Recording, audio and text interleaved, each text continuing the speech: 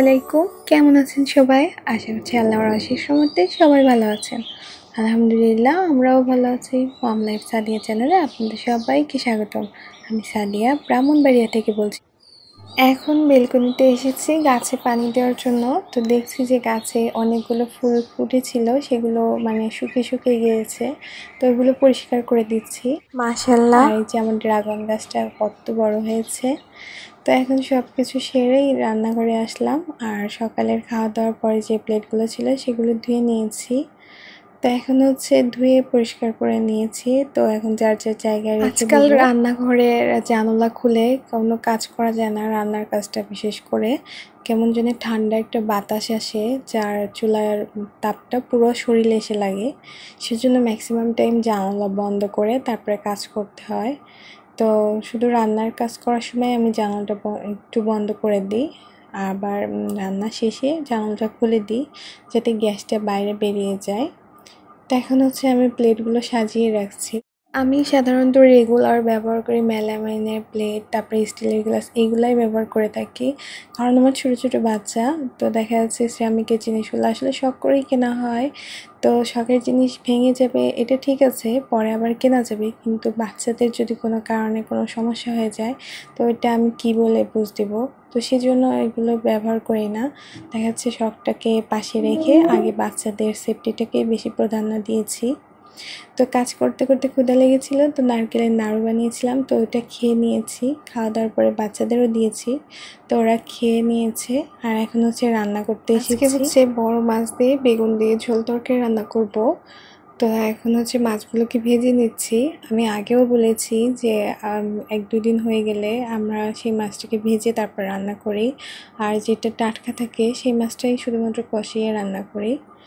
তো সেজন্য মাছটাকে ভেজে নিয়েছি, আর এখন মশলা দিয়ে তারপর লবণ, হলুদ আর ধনিয়া দিয়ে কষিয়ে নিচ্ছি।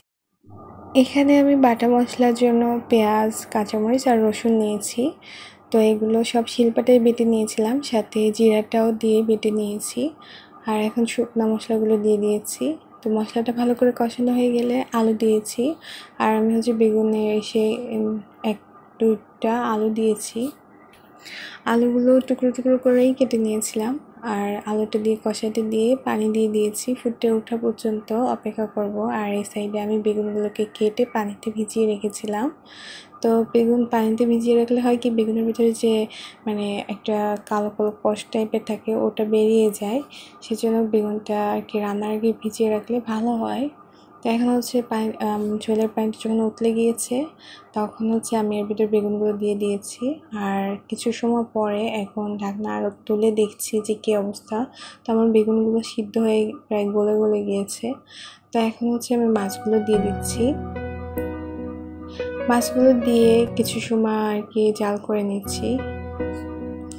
নিয়ে এর উপর আমি ধনেপাতা কেটে রেখেছিলাম ওইটা আর কি দিয়ে দিলাম, দিয়ে ঢাকনা দিয়ে ঢেকে দিব।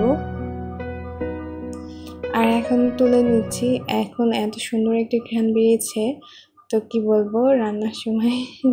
এখন আমি টেস্ট করে দেখছি যে লবণ ঠিক আছে কিনা সব কিছু। তো মনে হচ্ছে সামনে একটু লবণ কম কম, আর সব কিছু ঠিক আছে।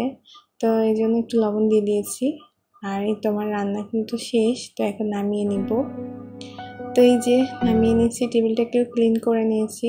তো এখন এই যে লাউ ভাজি করেছি অফ ক্যামেরায়, তো সেটাও রাখলাম। আর এখন যে বেগুন তরকারি রান্না করেছি সেটাও সাইডে রাখলাম।